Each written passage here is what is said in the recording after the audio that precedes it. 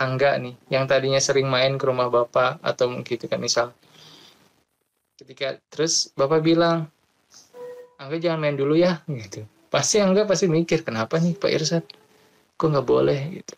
Apa yang salah dari diri kita? Iya sih, saya mikirnya gitu sih pasti. Kalau misalkan di kondisinya kayak gitu ya. Saya salah apa gitu, sampai nggak boleh main lagi gitu. Oh mungkin ada suatu hal yang menyebabkan saya nggak bisa datang.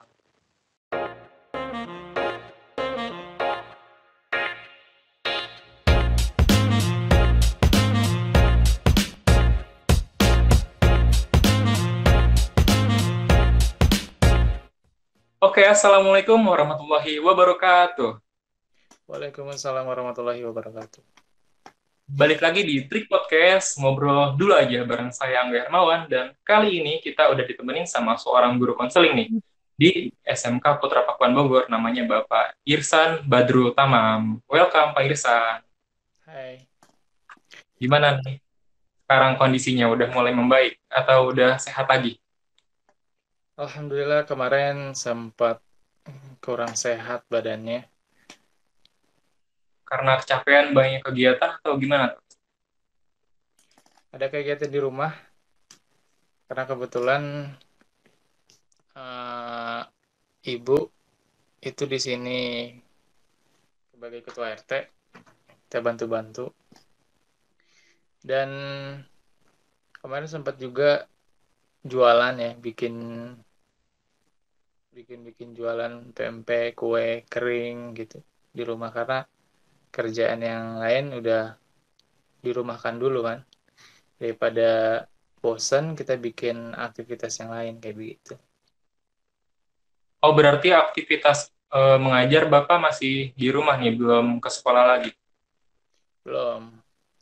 Cuma kalau ke sekolah hanya kadang-kadang kalau lagi ada buat konten kayak kemarin sama Pak Nunu, kalau lagi nggak ada ya di rumah kita begitu. Berarti kontrol murid dari rumah juga dong ya?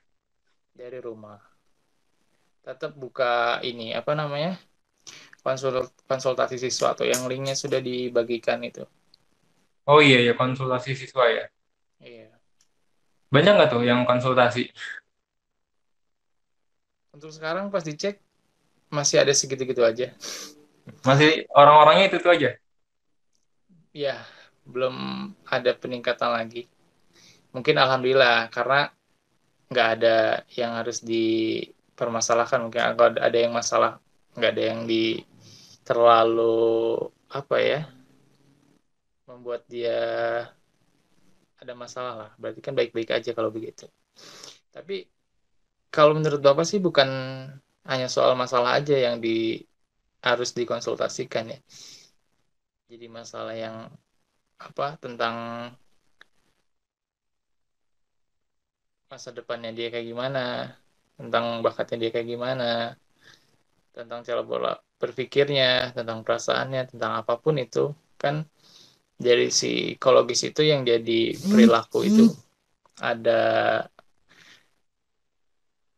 sikap kognitif, afektif, psikomotor, sama konatif kan. Itu kognitifnya di pengetahuannya dia sekarang kayak gimana, selama di rumah aja kan ingin tahu juga kan sekarang selama di rumah aja seperti apa. Mungkin hanya beberapa siswa yang eh, cukup aktif untuk menanyakan itu ke Bapak sendiri gitu. Mungkin yang lain masih sibuk dengan dunia sendiri. Ya alhamdulillah, mungkin mudah-mudahan mereka bisa lebih mandiri lagi gitu kan. Berarti udah nggak ada sesuatu hal yang membuat dia ngeganjel. Gitu. Amin, amin. Semoga aja nggak ada masalah yang terlalu rumit sampai harus konsultasi ya. Tapi sebenarnya nggak harus masalah rumit aja sih, apa kayak Bapak tadi bilang, konsultasi itu bisa tentang hal apapun. Tidak harus masalah. Benar, Pak? Sharing itu kan, sharing kita kan sharing ilmu kan itu lebih bagus lagi malah. Itu nambah-nambah pengetahuan, nambah-nambah wawasan, nambah-nambah ilmu gitu. Kayak begini pun sama Angga nih.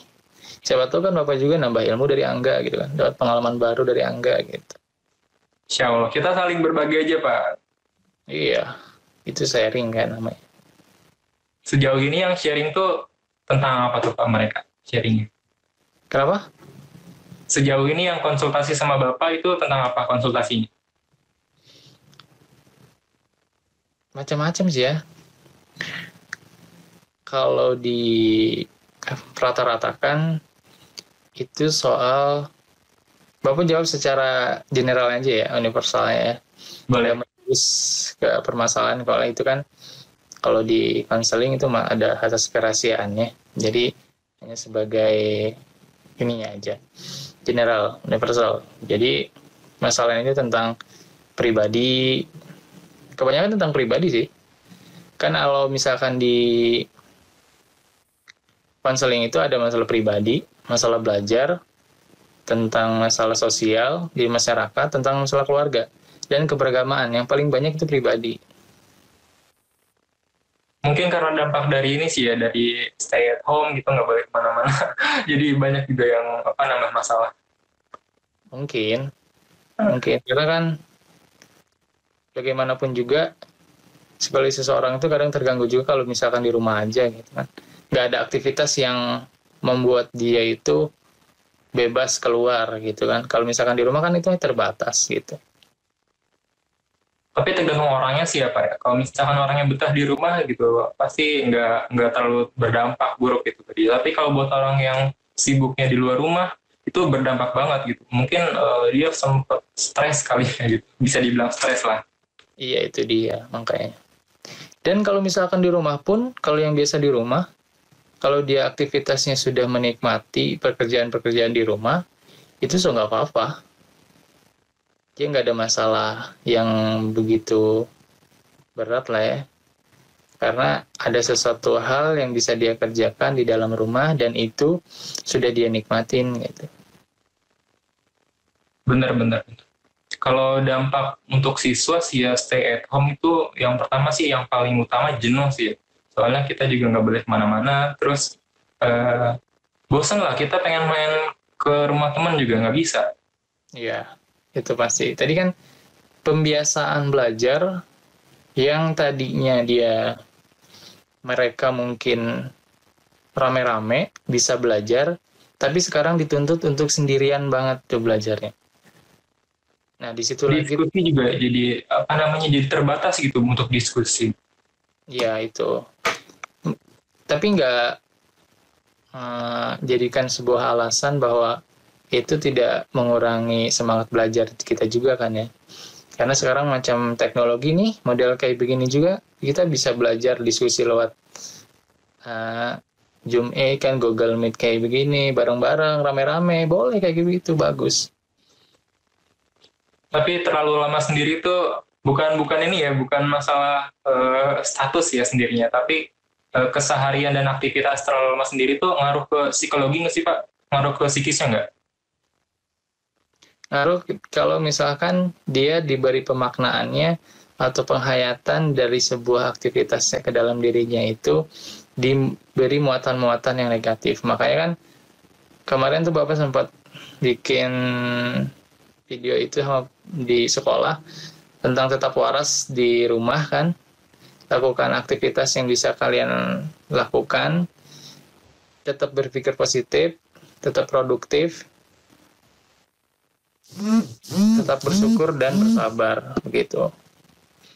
Makanya kalau misalkan ngaruh dari psikologisnya itu tergantung bagaimana seseorang itu cara menyikapinya, cara menghayati di dalam aktivitas sehari-hari. Tentunya kalau misalkan merasa ada yang stres itu seseorang pasti ada aja. Karena kan dia mengalami fase yang baru. Yang di rumah aja yang monoton. Yang ketemunya itu lagi, dan itu lagi. Itu kan dari internal ya, tapi kalau faktor eksternal gitu, kayak misalkan sosialnya kan pasti berkurang banget, tapi di keluarganya pasti nambah deket sih ya. Nggak jarang juga sih yang di keluarganya nggak ada perubahan gitu. Jadi tetap kayak ada jarak gitu. Hmm. Dia dituntut untuk bagaimana bisa berkomunikasi yang baik, berarti kan sama keluarganya lagi. Berarti kita harus mengubah cara pola pikir sih ya, Pak. Kenapa? Kita harus mengubah pola pikir kita sendiri gitu ya. Jadi jangan terlalu melihat hal ini sebuah malapetaka gitu. Iya, ya nggak boleh. Karena bagaimanapun juga yang bisa mengontrol diri itu diri kita sendiri kan. Yang bisa bermuatan muatan perasaan negatif, muatan positif itu hanya diri kita yang bisa mengontrol gitu. Yang tadinya makanya kita belajar bagaimana supaya kita tuh fokus sama diri sendiri, fokus dengan bukan tanda kutip bukan uh, Antisosial. sosial bukan, tapi fokus aja sama yang bisa dikontrol oleh diri kita sendiri gitu atas pernyataan-pernyataan orang lain, atas ya, keinginan-keinginan orang lain terhadap kita. Jadi kita sendiri yang mengeksplor itu ke dalam diri kita dan kita akan menebar manfaatnya ke yang orang lain gitu agar timbul sisi positif dalam diri kita gitu. Ke orang lain pun di dalam keluarga pun bisa timbul positif juga gitu. Dibanding kita berpikiran yang negatif, malahan itu jadi sebuah penyakit ya, penyakit yang terus-menerus menggerogoti gitu. Yang akhirnya kita nggak bisa berbuat apa-apa di rumah, terus stres, mulai stres gitu. Kalau itu kan dari segi aktivitas nih ya Pak, tapi kalau dari segi kenyamanan nih, kan nggak sedikit juga tuh yang nggak nyaman tuh di rumah, kayak kayak kayak gimana gitu, kayak di penjara gitu di rumah tuh. Jadi dia hobinya keluar terus, tapi di luar juga nggak ngapa-ngapain gitu, entah ngapain, entah ngopi, entah nongkrong gitu. Tapi kalau di rumah dia kayak nggak nyaman gitu sama keluarganya, mungkin cuma tidur doang, tidur makan dan sedikit aktivitas di rumah gitu Pak. Nah sekarang di rumah aja nih, kayaknya tersiksa banget gitu. Itu perasaan Angga selama di rumah kayak gimana sekarang? Kalau aku sih alhamdulillah emang senang di rumah, tapi harus survive juga dia ke keluar soalnya kurang explore keluar sih. Jadi buat stay at home nggak ngaruh sama sekali sih buat saya. Hmm. Selama di rumah aja sekarang ngerjainnya apa aja nih? Kan udah lulus nih, gitu. Jadi saya udah gabung sama sebuah tim yang bergerak di bidang ini ya, apa namanya pelatihan prakerja. Jadi untuk lulusan kelas 12 yang mau apa menyiapkan untuk eh, ini apa namanya setelah sekolahnya mau kerja, kita bimbing supaya mereka tahu alurnya mulai dari seleksi berkas, Hmm. rekrutmen dan sampai interview. Hmm. Bagus sih itu. Itu kegiatan positif yang bisa dilakukan di rumah kan? Iya benar. Jadi tetap produktif juga bisa di dalam rumah.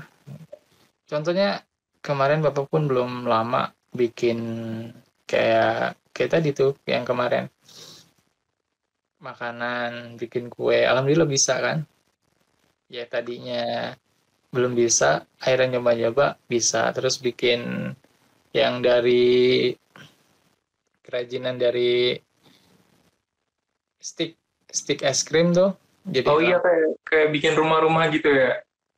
lampion, lampu lampion gitu. Terus bikin bingkai gitu kan. Banyak aktivitas sebetulnya baca buku gitu. Seru sih ya. Jadi kebanyakan juga emang doyan masak nih. Buat yang doyan masak pasti mereka bikin sebuah kreasi juga. Apalagi kan kemarin masih ini suasana lebaran ya. Suasana lebaran masak-masak, bikin kue kering pasti. Bapak Iya, berarti sekarang jadi jago masak nih ya? iya begitu. Atau sebelumnya udah jago masak dulu? Kenapa? Atau sebelumnya emang udah jago masak? Enggak juga. Enggak jago, cuma bisa. Oke. Oh, boleh nih Pak, bagi-bagi. Gitu. Karena kan apapun itu kan karena kebiasaan ya, pembiasaan habit kita tuh kayak gimana. Jadi selama di rumah tuh yang tadinya kita di luar aktivitas, terus sekarang kita pindah ke rumah dan merasa bahwa ternyata awal-awal apa ya yang dikerjain di rumah gini-gini aja, apa yang harus saya kerjakan, tapi ternyata pas udah di rumah dan ternyata banyak hal-hal yang membuat diri kita itu jadi luar biasa atau menemukan yang berbeda dalam diri kita. Jadi banyak sesuatu hal yang kita temukan di rumah aja. Yang tadinya kita di luar lupa tentang diri kita, malah sibuk dengan teman mainnya, sibuk dari nongkrong-nongkrongnya. Sekarang di rumah kita mencoba untuk mengeksplor diri kita itu menjadi lebih terbuka lagi. Contohnya, sekarang banyak dari teman diskusi Bapak juga yang menghabiskan waktu di rumah dengan membaca buku. Udah hampir berapa buku dia sudah tuntaskan yang tadinya di luar banyak aktivitas dan tidak tersentuh itu buku, akhirnya dia paham. Terus sekarang ada juga yang banyak menulis, terus bikin konten tulisan di Instagram gitu. Terus ada yang hatam Al-Quran, luar biasa banget gitu, yang berkali-kali bolak-balik hatamnya dari bulan Ramadan kemarin sampai masih sekarang istiqomah, alhamdulillah. Dan Bapak pun masih seperti itu, alhamdulillah. Walaupun yang terpenting itu adalah dilakukan secara kontinu, secara terus-menerus gitu. Dan itu akan menjadi sebuah pembiasaan diri kita gitu. Konsisten di dalamnya. Kayak ini tuh yang saya pernah baca tuh, kayak minimal 21 hari pertama itu bisa bikin habit baru buat kita. Itu benar nggak sih, Pak? Ya, itu penyesuaian tadi. Karena kalau misal seseorang itu awal dia masih merasa kayak model perkenalan aja gitu kan.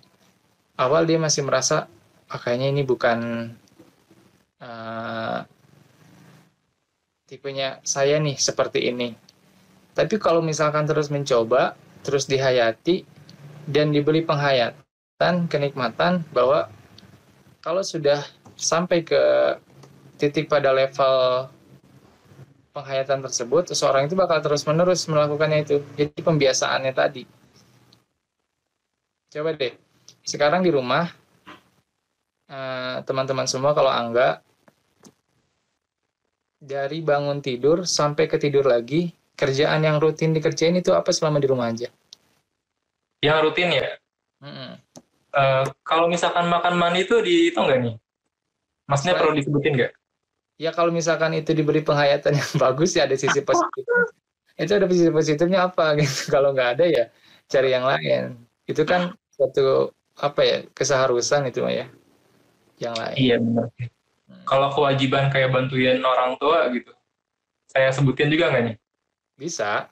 Itu kan positif, perbuatan yang positif. Dari mulai bangun tidur nih ya? Jadi bangun tidur ke tidur lagi. Oke, bangun tidur saya bukain jendela. Enggak sih, saya sholat dulu sebenarnya. Tapi yang ini ya, yang sorry itu kewajiban. Jadi dari bangun tidur tuh saya beres-beresin rumah, kayak bukain jendela, bukain hordeng, terus bangunin orang-orang anak kecil sih, adik-adik saya gitu. Terus nyapu depan dalam, kalau bagian ngepel tuh ada si kakak saya. Jadi kita bagi-bagi tugas lah.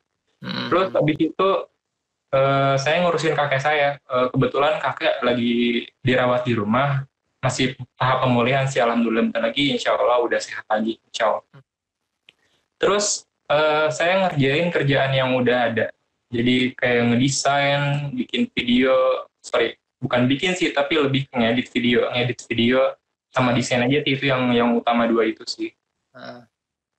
Terus abis itu bantu-bantuin mama, kayak misalkan mama nyuruh ini, nyuruh itu gitu. Nyuruh ke warung enggak anterin ini, enggak ambilin itu gitu.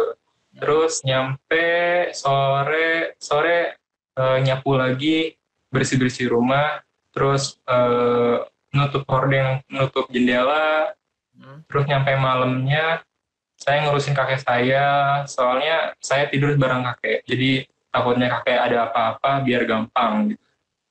Gitu aja sih, lumayan monoton, tapi hal yang saya lakukan tuh yang gak monoton. Jadi kalau misalkan kayak orang main game gitu ya, game tuh monoton gitu, saya malah gak suka game gitu. Ini bukan saya membenci orang yang main game ya, tapi saya membenci ketercanduan terhadap game. Iya, kan beda-beda orang itu. Oke, dari aktivitas-aktivitas itu dilakukan setiap hari kan rutin ya. Iyalah pasti. Yang tadi ngedit video, gitu bikin-bikin apa video gitu kan. Iya. Yang tadinya itu udah lama dilakukan atau baru-baru ini selama pandemi ini?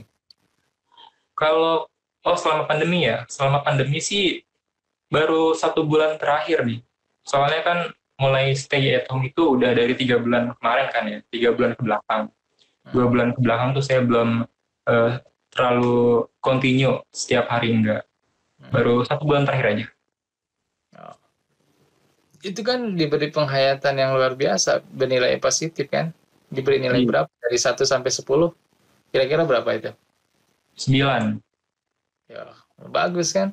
Berarti itu udah menikmati, beri penghayatan kepada kegiatan tersebut yang positif. Itu sebenarnya banyak. Jadi teman-teman semua pun di luar bisa melakukan kayak seperti Angga kayak gitu di rumah, yang tetap produktif, membantu orang tua, dan tidak menyalahkan menyalahkan situasi yang seperti ini, tidak gitu. Malahan kita bisa lebih mengeksplor diri kita itu lebih jauh lagi karena sendiri. Saya tuh nggak tahu pemikiran teman-teman saya tuh kayak gimana, tapi mereka tuh mikirnya kayak terlalu jauh gitu. Wah, ini pandemi bahaya nih, kita nggak bisa kerja nih setelah lulus mau ngapain gitu, kita juga nggak punya kegiatan di rumah gitu kan. Mereka tuh kebanyakan dari teman saya nggak perlu sebutin namanya kan. Jadi mikirnya tuh terlalu jauh gitu, tanpa memikirkan apa yang ada di rumah, apa yang bisa mereka lakukan. Jadi pikirannya tuh nggak ada perusahaan yang buka lowongan, saya nggak bisa kerja gitu. Itu masalah juga nih Pak, gimana nih solusinya nih? Oh, kan pekerjaan itu tidak harus digaji sama perusahaan kan? Iya sih bener. Iya. Sekarang di rumah nih misal, kita masak, bikin sesuatu kreativitas, dan kita jual lewat online bisa kan? Gitu. Terus kita bikin jasa-jasa online yang sudah kita bisa perbuat tuh apa, misalkan jurusan Angga jurusan TKJ ya? Iya TKJ, Jurusan TKJ juga bisa menjual jasa juga kan? bisa Itu. banget. Iya bisa banget. Makanya jadi mindset itu tidak harus digaji sama perusahaan. Bahkan kita bisa menghasilkan sesuatu yang orang lain itu menarik kepada diri kita. Contohnya tadi tentang berjual jasa, tentang jualan yang kreativitas kita yang bisa menghasilkan sesuatu gitu. Di masa pandemi ini kan ekonomi lagi turun ya Pak ya. Jadi kebanyakan tuh gaji para karyawan tuh diturunin, bahkan banyak yang di PHK gitu. Kalau kita bikin sebuah produk gitu ya, entah itu jasa ataupun barang, yang beli kira-kira siapa nih Pak? Soalnya kebanyakan orang tuh, aduh sorry nih belum punya duit gitu. Kebanyakan kayak gitu tuh Pak. Pengalaman saya aja sih. Gitu. Oh, berarti itu perluasan jaringannya belum begitu luas. Berarti kan harus nyari jaringan channel lagi yang lebih banyak lagi. Kalau pengalaman dari Bapak sendiri, sekarang kan Bapak juga ikut kayak jualan begitu ya. Jual-jualan tentang herbal yang orang lain ikut, Bapak pun ikut kecimpung di situ. Dan di situ ada mentor segala macam pelatihannya, dan kita bangun relasi. Semakin banyak kita bangun relasi, semakin banyak juga kita menemukan channel dan produk kita semakin dikenal gitu sama orang lain. Jadi kalau misalkan yang tadi orang satu nih bilang, oh saya lagi nggak kerja nih, lagi nggak punya duit gitu, nggak punya pemasukan, nggak bisa buat jasa. Mungkin dari orang lain, relasi lain, kita bisa ada rezekinya gitu. Jadi penting juga sih dalam membangun relasi kepada semua gitu, semua pihak agar ada channelnya tadi gitu. Kalau dari pengamatan saya sih ya, nggak sedikit juga nih ya. Bukan berarti banyak, tapi nggak sedikit orang-orang yang relasinya tuh sedikit gitu, skalanya kecil gitu. Mungkin bakalan jadi masalah juga karena mereka pemikirannya kayak yang saya tadi bilang gitu, nggak bisa kerja karena nggak ada perusahaan yang buka lowongan gitu Pak. Menurut Bapak gimana nih? Biar mereka tuh nggak terlalu apa ya, non produktif. Ya, kan cirinya orang produk itu apa sih? Produktif. Di hasil katanya produk itu ya ada hasil yang kita bisa apresiasi, dan orang lain pun suka dan orang lain pun mengapresiasi itu. Nah, sekarang kalau kita bicaranya ingin melamar keluar ke perusahaan, ya, ya tentunya perusahaan belum bisa menerima orang yang bekerja aja dikeluarin kan, udah diputuskan, dan karyawan-karyawan yang ada pun gajinya dipotong gitu kan, ada gaji potongan. Ya tadi pemikirannya bahwa apapun bisa produk kita bisa bikin di dalam rumah gitu, di dalam rumah kita sendiri, apapun itu gitu. Yang tadi yang kita bisa apresiasi, yang tadinya yang penting ada kemauan dan konsisten dari kebiasaan tadi.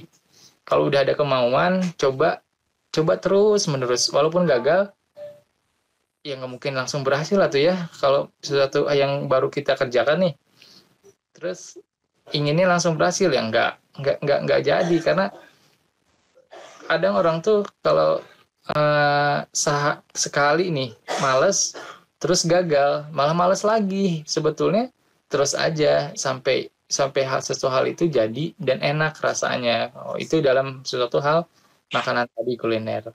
Tapi kalau misalkan lewat jasa tadi, lewat relasi, kalau relasinya masih kurang, berarti kan tentunya harus banyak-banyak teman-teman lagi yang dihubungi, menjalin silaturahmi kayak yang lain-lain, mencoba mencari kabar yang lain. Awal-awalnya kita cari kabar ke teman, bagaimana teman lama, cari kabar, itu kan membangun relasi juga kan. Nah itu dia. Jadi jangan sampai kita itu terpenjarakan oleh diri kita sendiri dengan pemikiran-pemikiran yang negatif tadi. Yang ada kita tidak berkembang gitu. Malahan kita malah menyalahkan situasi seperti ini, dan lebih bahayanya lagi menyalahkan diri sendiri sih, karena tidak bisa berbuat apa-apa di dalam rumah gitu. Seperti itu. Benar sih, jadi kita juga harus berani mengambil resiko lah ya. Soalnya emang kebanyakan tuh pada takut gitu. Aduh, saya takut nih bisnis saya gagal nih. Kalau misalkan satu gagal, dua kali gagal, tiga kali gagal itu SOK ya Pak ya. Kayak Thomas Alva Edison gitu. Dia bikin lampu pijar, lampu bolam itu nyampe berapa kali gitu. 700 kali. 700. Ada yang bilang 1000, Pak. Iya. Jadi coba bayangkan, itu Thomas Alva Edison ketika ke dalam 669 kali dia bilang, udah. Menyerah gitu ya. Ini lampu nih yang terang-terang ini gak bakal jadi sampai sekarang gitu kan. Coba dibilang 669 kali udah mencoba, dan mau ke 700 kalinya dia sudah bilang menyerah. Apa yang terjadi? Nggak ada cahaya di malam hari, kecuali rembulan sih ya. Ya itu dia, makanya kita mencoba untuk banyak, gagal, tapi hanya untuk satu kali lagi aja kita coba. Udah nungguin di keberhasilan.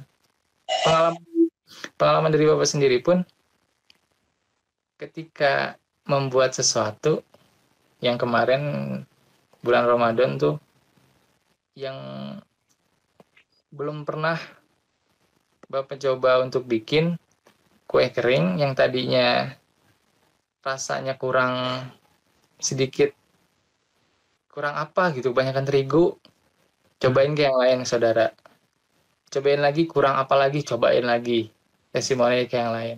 Hari besoknya kita cobain lagi, pada akhirnya bentukannya jadi bagus, rasanya jadi udah semakin bagus, dan akhirnya kan bisa menjual ke yang luar, lebih menikmati lagi produk kita gitu.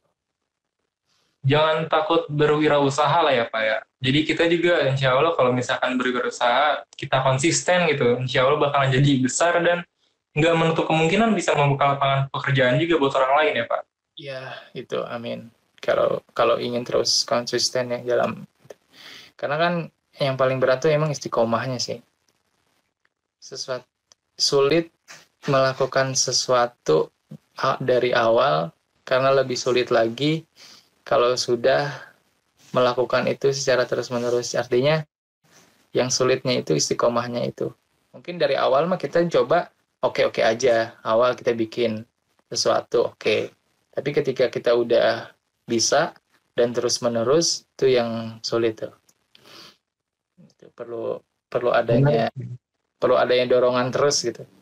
Ada dorongan terus dalam diri terus dorong. Saya.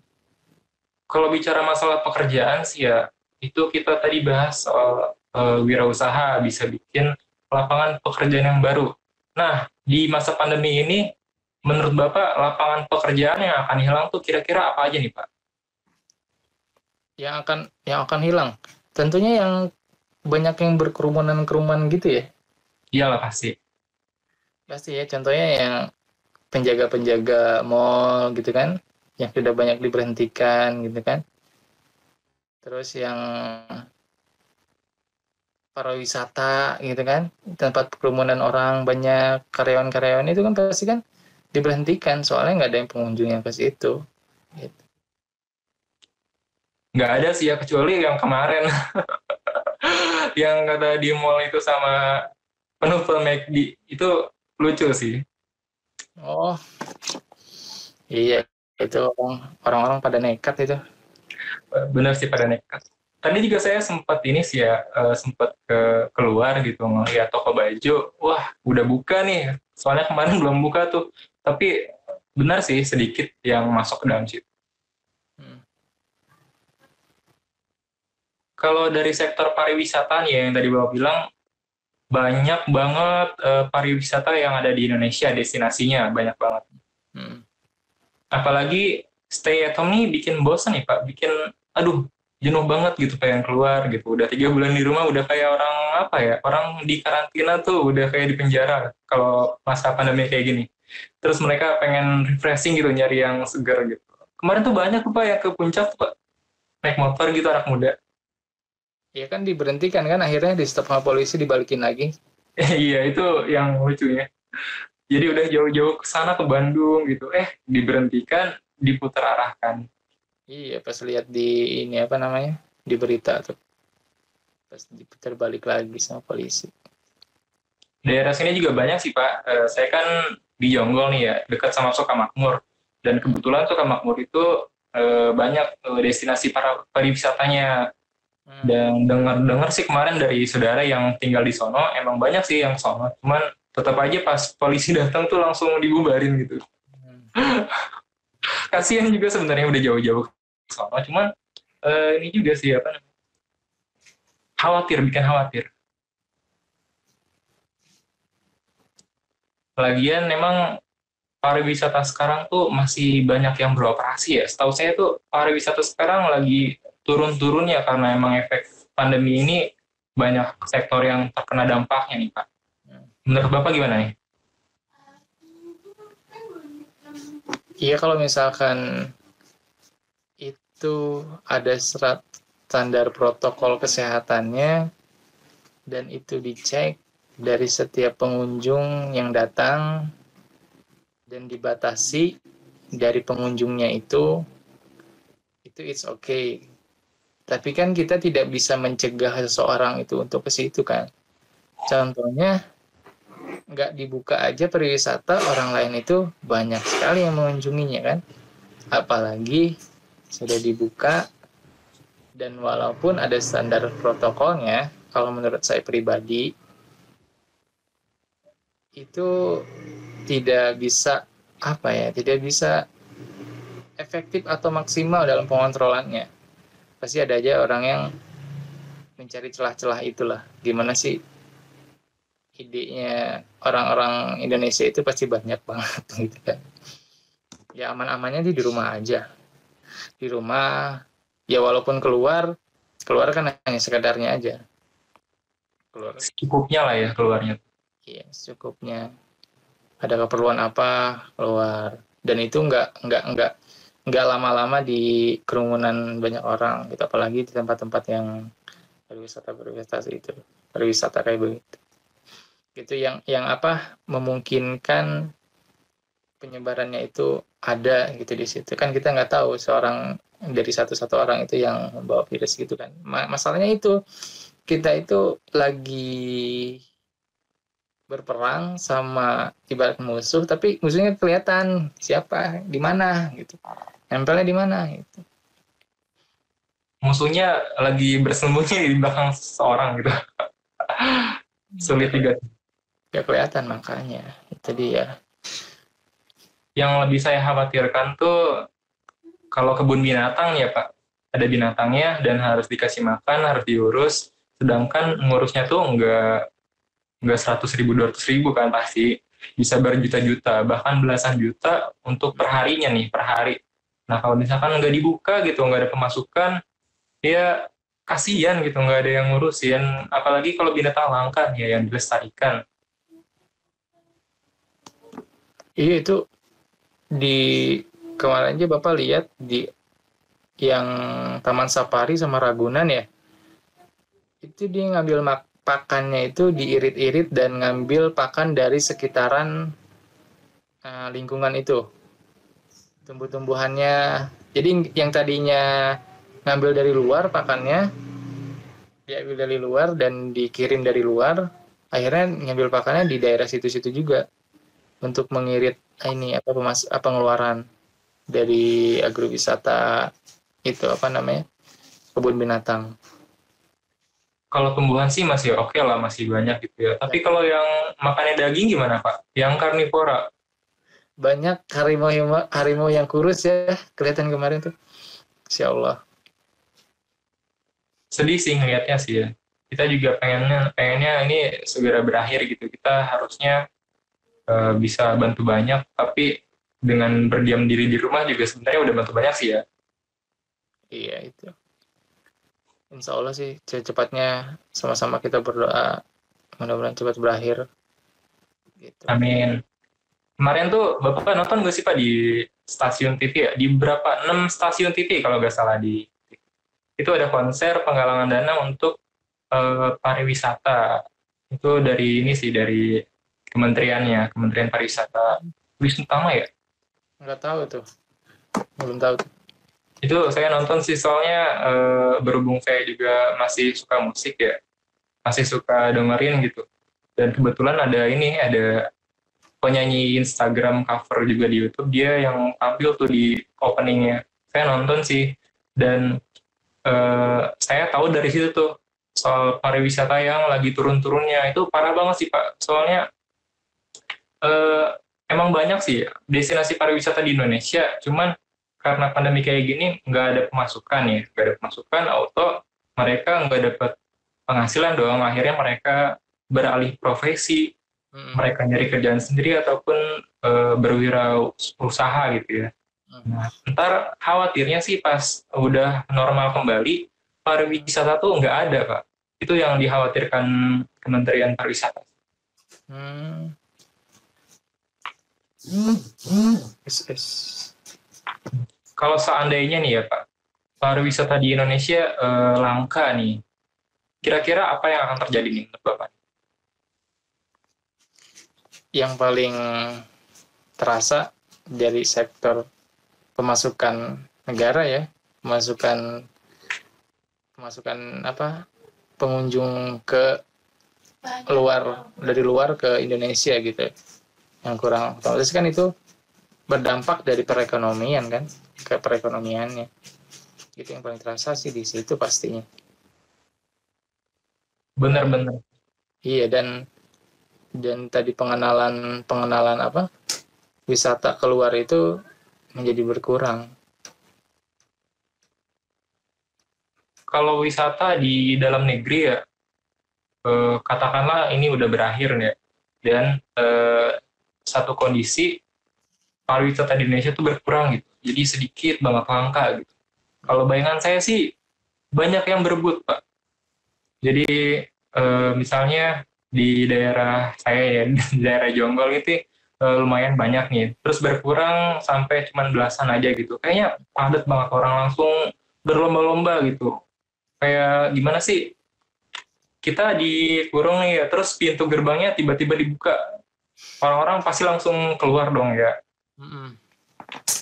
Pasti langsung memburu. Sekarang pun nggak harus seperti itu pun, Sekarang udah banyak yang diburu kan.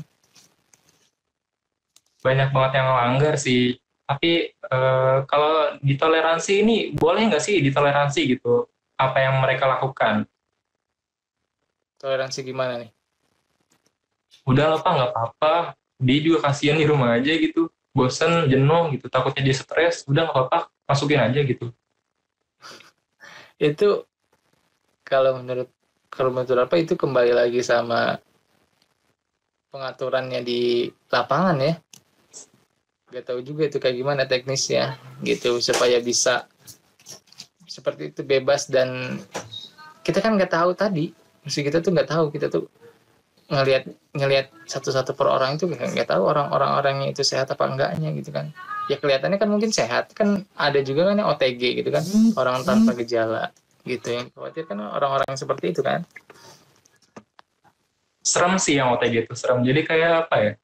Kayak musuh dalam selimut gitu. Jadi kita nggak tahu nih, teman dekat kita sendiri, dari pagi kita deket sama dia gitu, gandengan misalnya.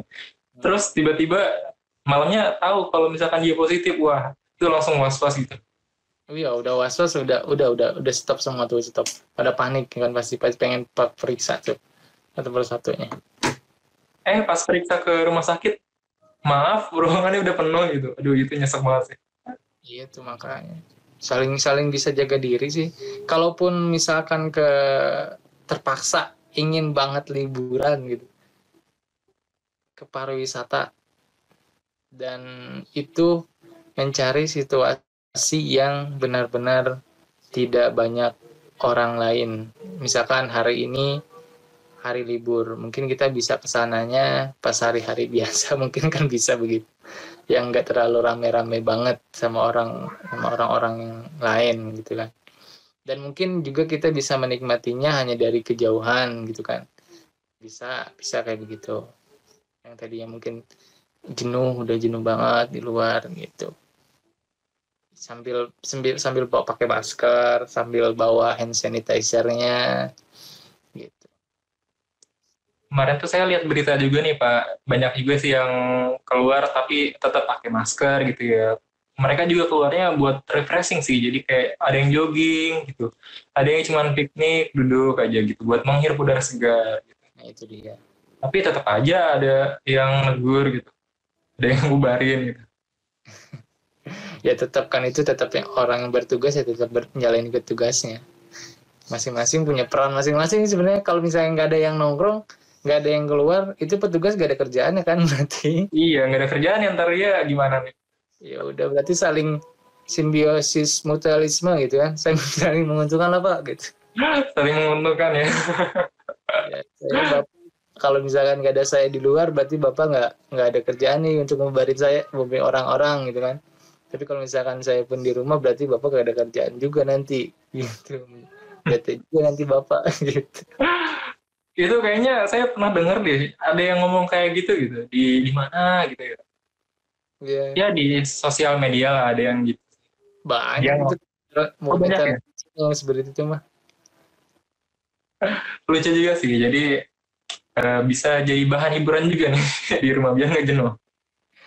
Ya itu dia tadi kan, apa sih, warga Indonesia tuh nggak terlepas dari budaya apa namanya tuh, hiburan ya. Iya Dan hiburan. hiburannya gitu, humorisnya itu nggak terlepas dari itu, candaan-candaan yang seperti itu. Karena ya tadi, biar orang itu tidak terlalu stres juga untuk memikirkan suatu kejadian ini gitu. Kalau itu sih dalam negeri sih ya Pak. Kalau misalkan wisata luar negeri kayaknya banyak inceran juga nih buat kalangan atas. Karena kalau misalkan pariwisata di Indonesia makin sedikit gitu ya, otomatis luar negeri ya nggak. Kalau buat kalangan yang atas nih. Hmm. Cuman masalahnya penerbangan di off semua tuh kan. Ya tetap aja kalau misalkan dari sananya tidak diperbolehkan dari luar, ya dia bisa apa gitu kan. Tetap aja bisa apa-apa. Tetap Dalam aja pemberlakuan, nggak bisa kemana-mana gitu ya. dalam pemberlakuannya ya. Contohnya sekarang juga kan, kemarin Bapak lihat berita bahwa Menteri Agama dalam tahun 2020 ini tidak diberangkatkan haji kan, tidak di ini. Iya bener. Sedih juga sih ya, udah nunggu-nunggu gitu ya saat eh, dipanggil sama Allah gitu. Tapi mungkin ditunda. Allah tahu yang terbaik lah. Ya itu dia. Tapi paling kerasa banget, kenapa gitu ya, harusnya kita tuh saling berintrospeksi. Kenapa terjadi sesuatu hal yang seperti ini? Kalau kita bisa hayati atau nih, kalau bisa kita hayati ya, satu dalam kejadian ini yang tadinya pergi ke masjid di rumah, terus pergi haji umroh banyak, dan sekarang itu dilarang, itu kayak yang, itu kan rumah Allah ya, masjid, Baitullah, yang tadi ke Ka'bah, kita berkunjung ke sana, terus tiba-tiba nggak boleh, jangan, ada apa? Apa yang sudah saya perbuat? Contohnya, Angga nih, yang tadinya sering main ke rumah Bapak, atau gitu kan misal.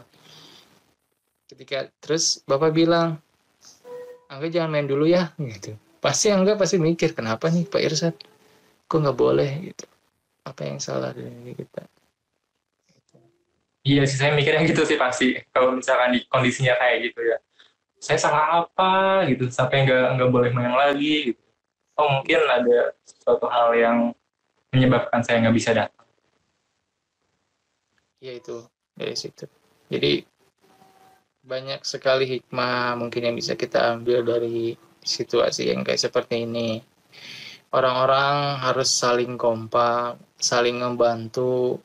Ujian dari yang kaya, ujian buat yang kurang mampu gitu kan, yang cukup. Ujiannya apa itu tadi?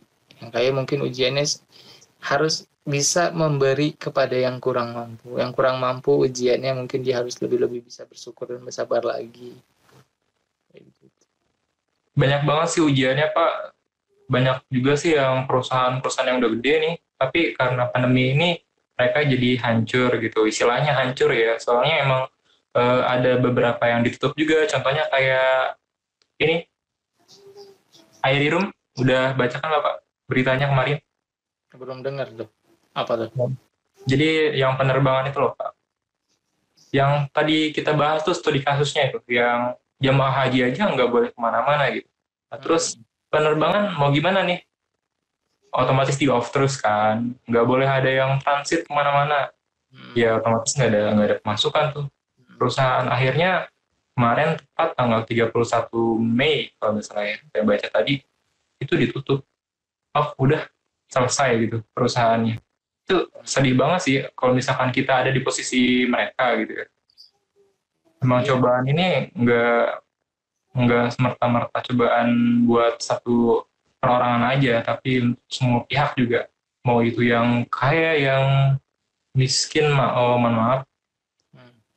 banyak banget sih ya yang kena dampaknya. Iya, ya itu dia.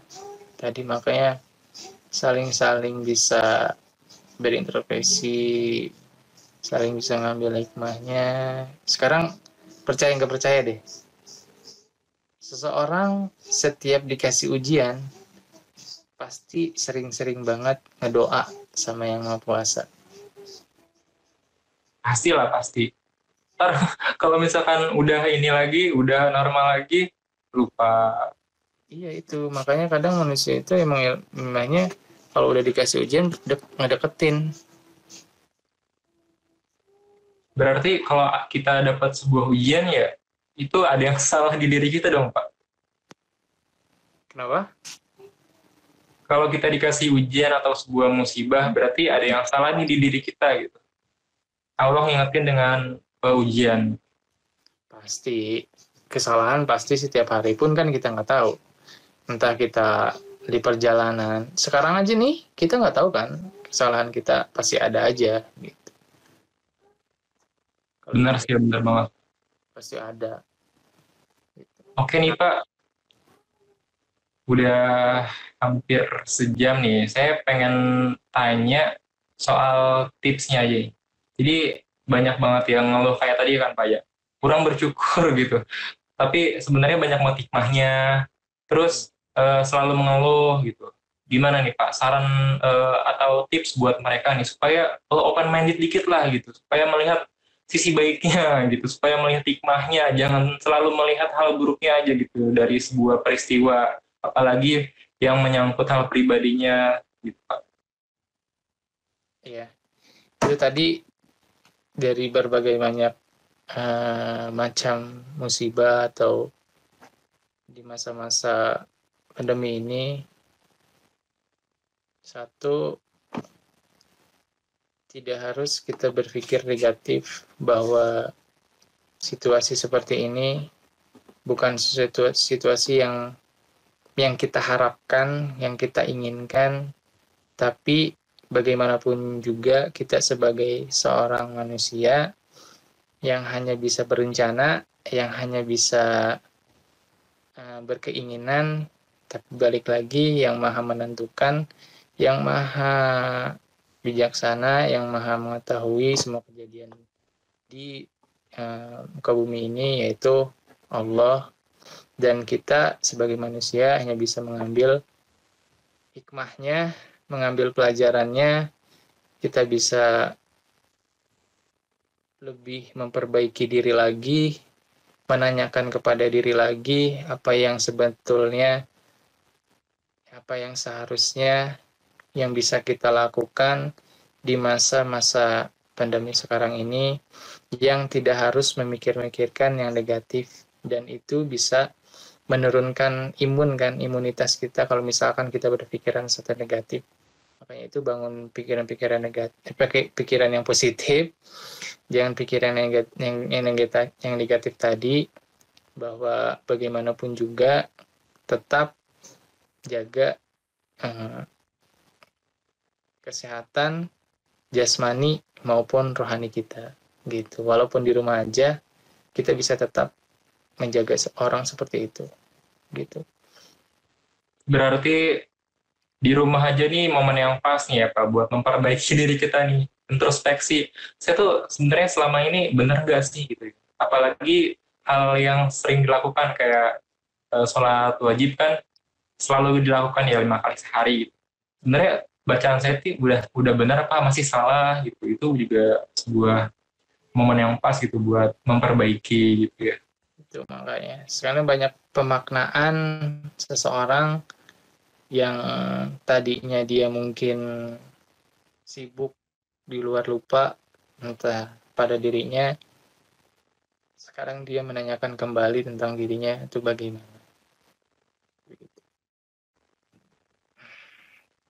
Banyak Pak, banyak mengeksplor sih, tentunya ada yang penting ada kemauan dan ikhtiar, dan jangan lupa berdoa semoga kita semua dimampukan, semoga kita semua disehatkan, beri kesabaran dan kekuatan dalam menjalani masa-masa pandemi ini.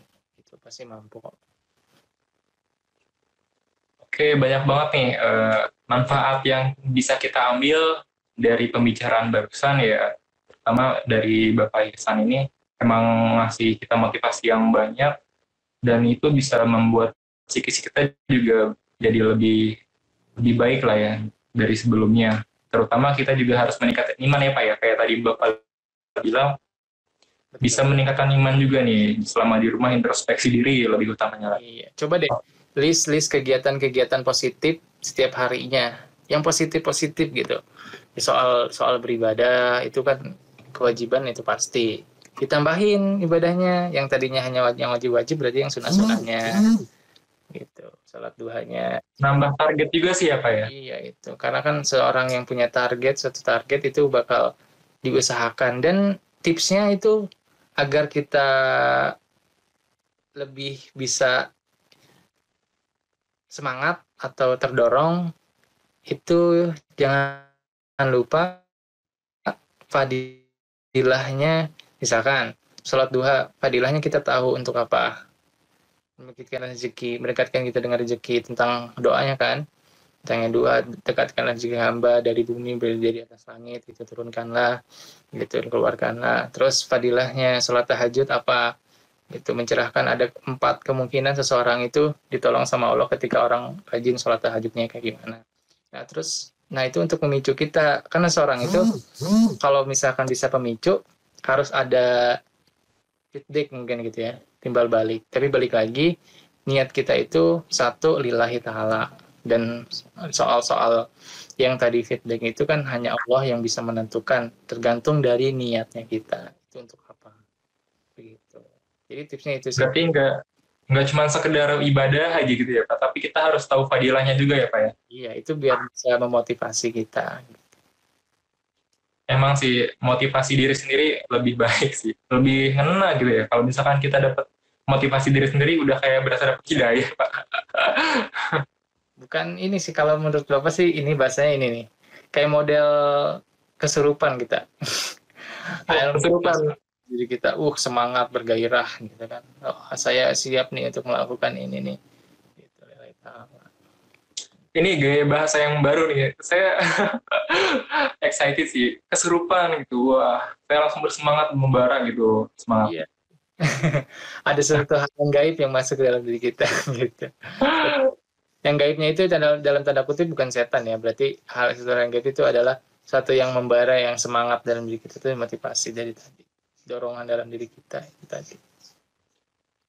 Alhamdulillah, barakallah ya Pak. Makasih banget ya udah ngasih kita berbagai tips dan saran yang sangat bermanfaat lah buat kita sama penonton di rumah nih ya yang lagi nonton. Insya Jangan Allah. lupa patuhi protokol kesehatan, tetap di rumah aja, jaga kesehatan. Terus apa tadi Pak? Tingkatkan iman ya, tingkatkan iman dan takwa. Kesehatan jasmani dan rohani. Nah, jasmani dan rohani, jangan jasmani aja tapi rohaninya kosong ya. Kita harus mengisi juga nih hari-hari di rumah aja dengan beribadah dan mendekatkan diri kepada Allah. Hablum minallah ya Pak ya. Habluminallah. Dan habluminanas juga bisa nih seperti ini lewat Oh jarak iya, jauh. dengan teknologi sekarang hablum minanas kayaknya nggak ada hambatan ya.